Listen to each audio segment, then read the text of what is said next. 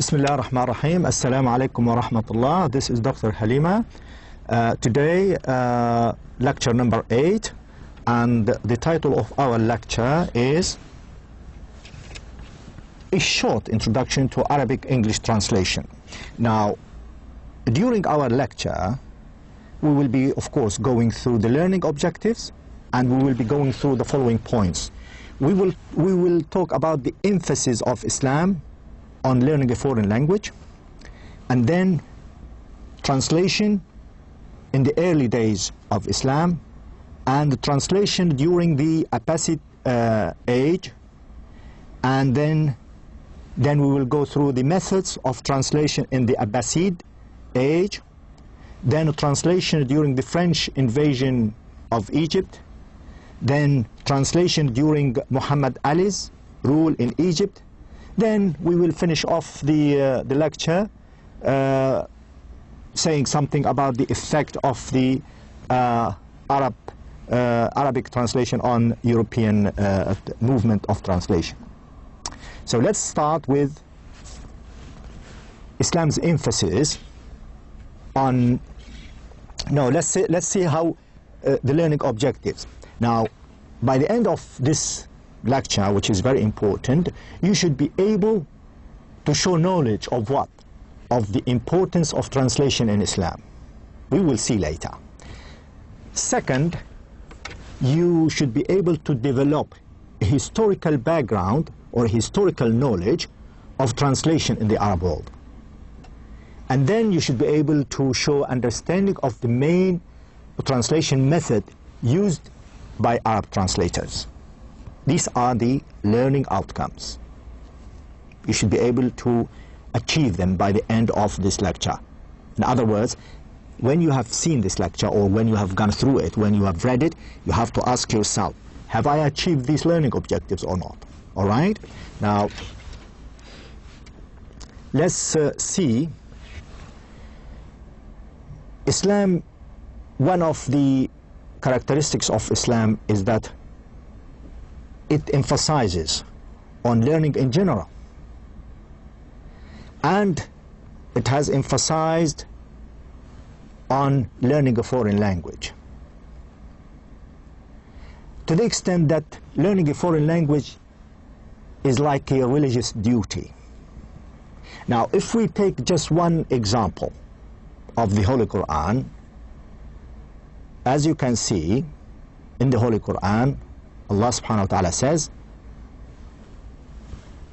وَمِنْ آيَاتِهِ خَلْقُ السَّمَاوَاتِ وَالْأَرْضِ وَاخْتِلَافِ أَلْسِنَتِكُمْ وَأَلْوَانِكُمْ وَمِنْ آيَاتِهِ وَإِنَّ فِي ذَلِكَ لَآيَاتٍ لِلْعَالَمِينَ.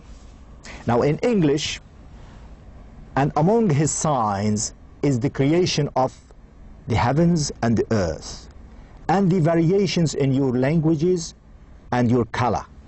Verily, in that are signs of those who know.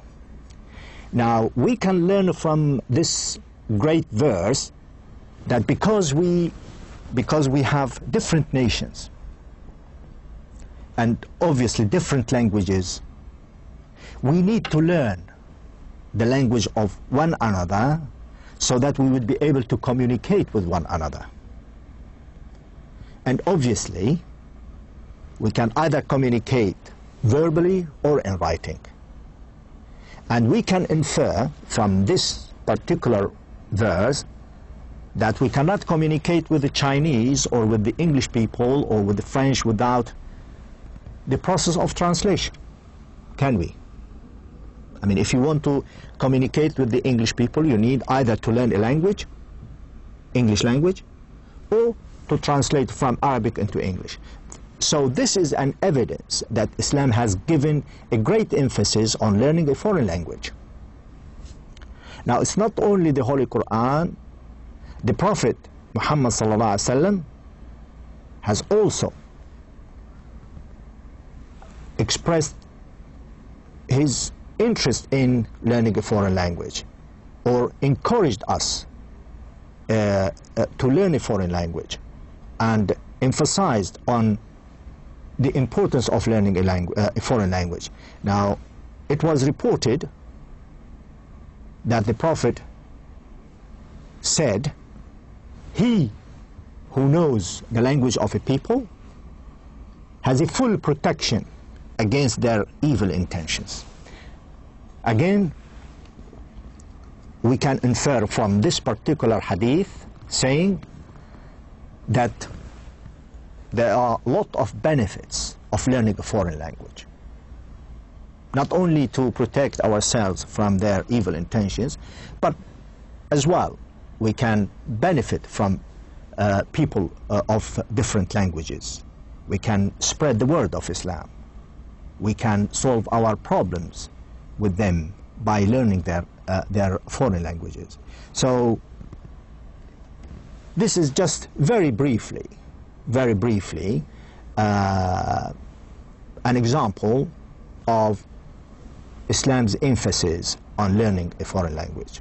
I'm sure some of you might have more examples or better examples than those from the Quran and from the Sunnah. There are probably there are some other verses or some other hadiths which proves this point. So I leave it to you to do your research. Now, point number 2, this is another point which as well gives you an idea how translation became more important in the early days of Islam. Now, in the early days of Islam, there were two major powers or superpowers, like the Persian power and the Roman power. And because they were, due to lack of writing papers, for example, Muhammad sallallahu alaihi wasallam, the Prophet of Islam, Allahumma salli alayka ya Rasulullah, sent a message to Hercules, a Roman military leader at that time, written on a piece of animal skin. Now, this is an example of how they communicated with the Romans. Now, the Prophet's message wrote a message, and to be able to translate this message from Arabic into Roman language, you need to go through the process of translation or the process of interpreting. But at least this is an example of a written message by the Prophet to Hercules.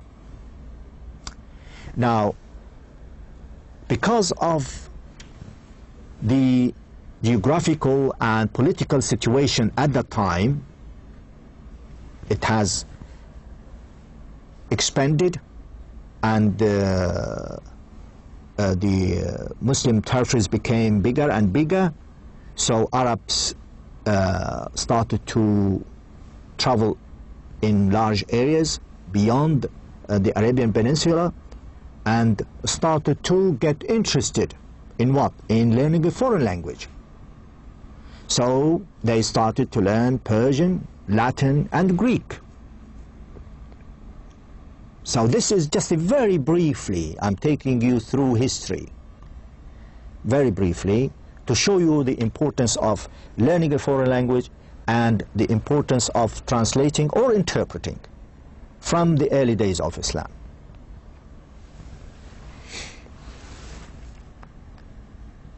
Now, when we reach Abbasid age, between 811 and 1331, during that age, about 200, 300 years, people got interested in getting to know what? To know what other nations have achieved in the field of knowledge, learning, science. And the nations they were contacting or near to them, they were the Romans, the Greek, and the Persians. So the only way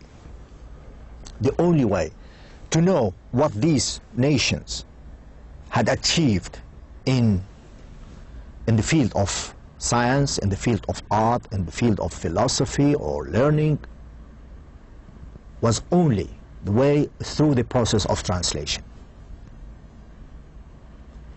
So during the era of the time of Khalifa al-Ma'mun, translation prospered and expanded and became very popular, to the extent al-Ma'mun gave an order to establish al-Hikmah, Dar al-Hikmah, the house of wisdom for translators. Why? Because they were very, very much interested in getting to know the knowledge of other people, other nations. But the translators were very selective. They did not translate anything, but they were very selective.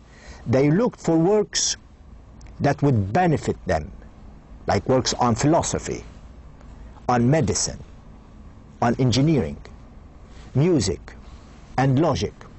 So all these, types of knowledge were translated from Greek into Arabic. While other works, such as astronomy, art, law, history, and music as well, were translated from Persian into Arabic. So you can see that during al-Ma'mun there was a big movement of translation, and they started to translate really well and heavily. Now, regarding the methodology of translators, or the methodology that translators used during the Abbasid age, to be honest, like the Europeans, or like the Romans, or like the Greek before them, they used two types, two methods. One literal and one free. The pioneers of these two methods were Yohanna bin Batriq's method, which was mainly literal. They call it the literal way. And Hunayn bin Ishaq's method, the free way. It means a free translation. Now, regarding Batriq's method, its literal translation or literal method, it has its demerits, because there were certain linguistic differences between Greek and Arabic, and they could not really find an equivalent, the exact equivalent in Arabic. So they had to keep, or they had to use, or they had to follow a literal way of translating, like philosophy. They couldn't find a word in Arabic which was equivalent to philosophy. That's why it was kept. So they borrowed it from Greek. Again, democracy. They borrowed it from Greek. So they still exist in Arabic. This is the method of Yohanna bin Batriq and those who followed him. Now, another method used in the same era was Hunayn bin Ishaq. Hunayn bin Ishaq, tried to or favored and preferred free translation to literal translation. Why? Because this gives the translator the liberty to omit what is necessary and to add what is necessary, to delete what is not necessary, and to add what is necessary. Why? To enable the reader understand the message to be translated or needed to be translated. Now these two methods have dominated the process of translation, to be honest, throughout history. Whether in the Western world or in the Arab world. Started literal method, and then a free method. And there's some other methods, of course, must have developed from these two main methods.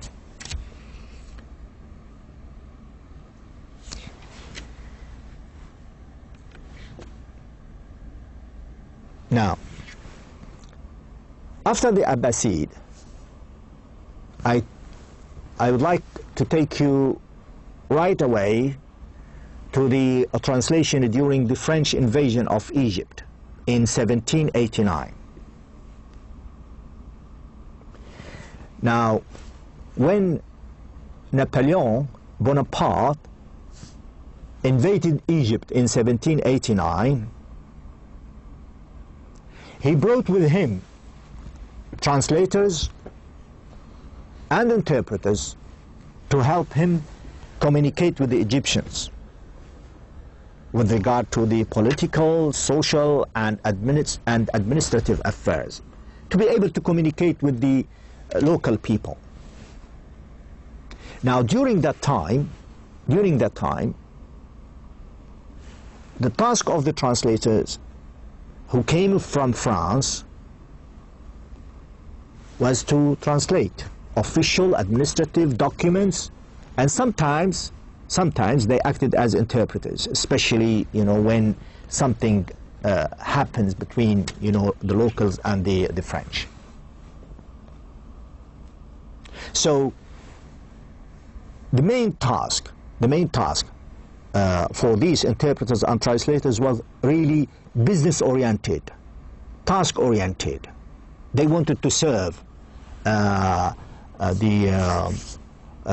French or the Bonaparte's campaign. But what happens that some translators were really interested in doing another type of translation.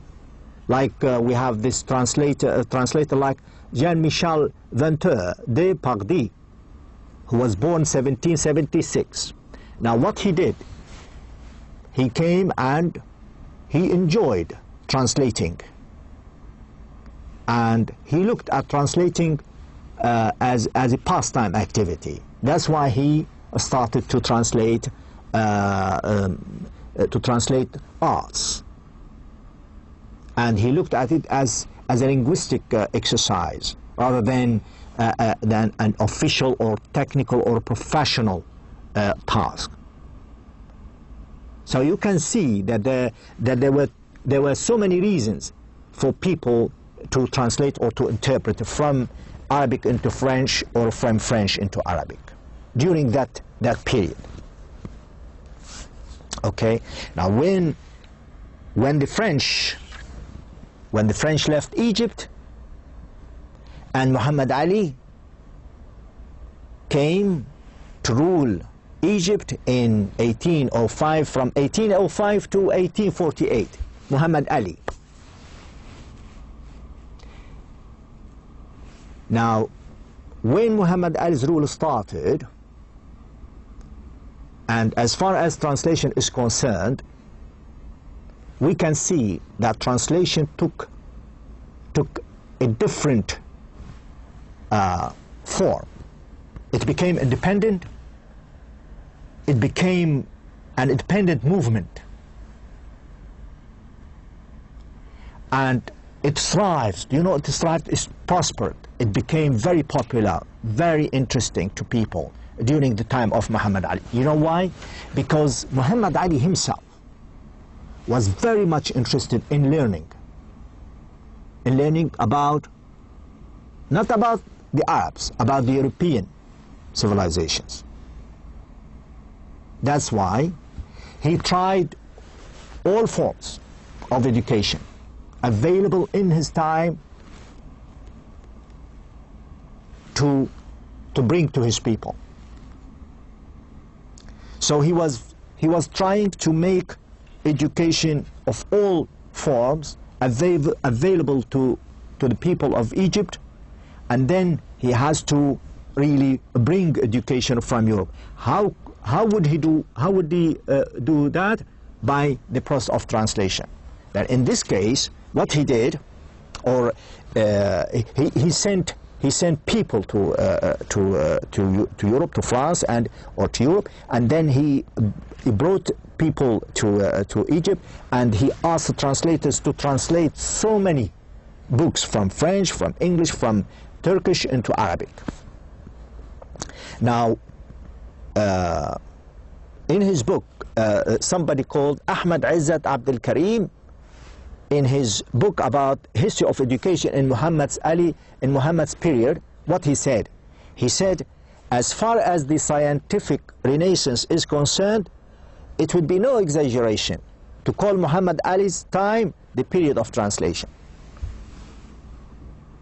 Now, this author, this scholar, acknowledges Muhammad Ali interest in translation to the extent that he would call Muhammad Ali rule about 40 years, it is 40 years of translation, the period of translation, the rule of translation, whatever you call it. It was mainly translation-oriented period, because he wanted to bring all science, art, philosophy from other nations to the Arab nations.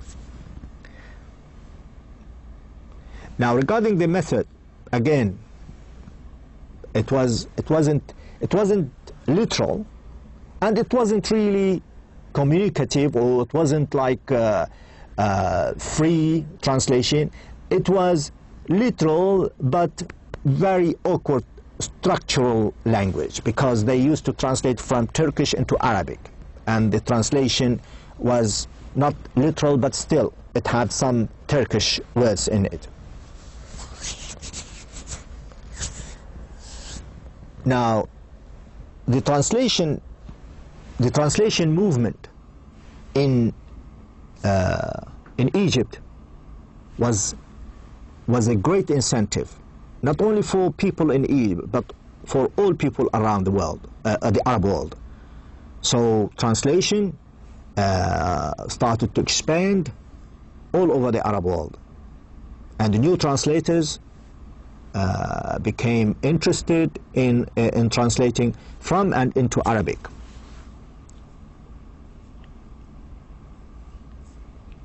Now, because of this movement, because of this interest in translation, we can see that the quality of translation and how translators approach translation started to improve. You know, so instead of literal with some demerits, then it became a bit more polished and better quality, because the more you translate, the more you practice, the better you become in translation. All right? So this is very brief. Very briefly, I have gone through with you translation, or a little introduction to Arabic-English translation, or translation in the Arab world. Now, the last point I would like to put to you is, you know, the effect of Arab translators on European movement of translation. Now, as you can see, Arab translators translated works from of Greek authors like Aristotle, Plato, and so on, and made Baghdad. Baghdad was the site of what we might be called the school of translation. Baghdad during Abbasid time was the school of translation, because so many people were interested in translating knowledge, science, art from Greek into Arabic, from Persian into Arabic. But unfortunately, as you probably know, that when the Arab civilization started to decline, then Who replaced Baghdad, or who replaced Baghdad? Toledo in Spain, a city in Spain, replaced Baghdad and started to attract the attention of Western translators. So the Western translators went to Toledo, Spain, and started to work on translating what?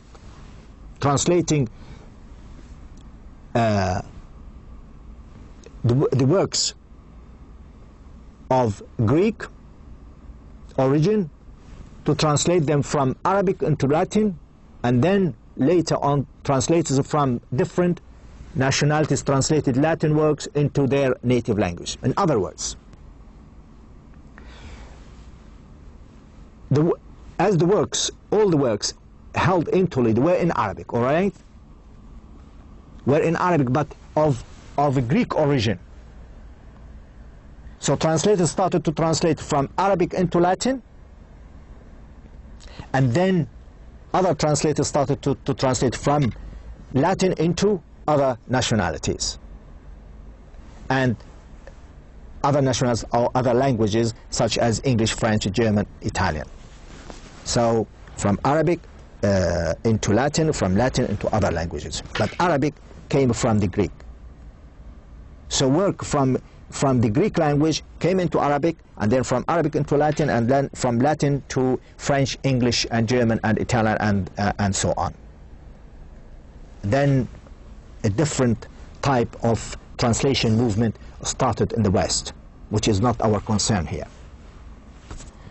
So I hope you have had now some idea about the importance of translation in Islam and the method of translation among Arab translators during the early days of Islam and during Abbasid age, and then during the French invasion of Egypt, and then during Muhammad Ali's rule of Egypt, and so on and so forth. Thank you very much indeed. Thank you.